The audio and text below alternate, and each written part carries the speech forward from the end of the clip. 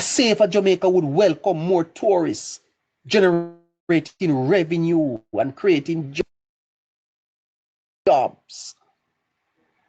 Yes?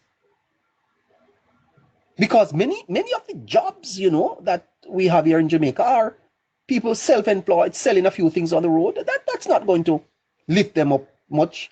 Yeah, it's hand to mouth. We talk about quality jobs, well-paying jobs. That they don't have to live off no grants. They can walk into any institution, present them pay stub, and get out a loan to go buy them this, start them little business. I hear the Prime Minister saying that Jamaica is going to be like Singapore. A little too late.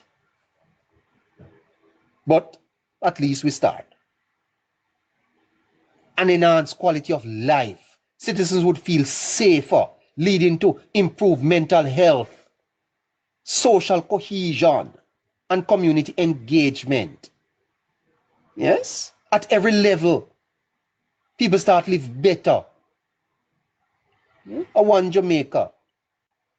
What an amazing place to live. What a nice place to live.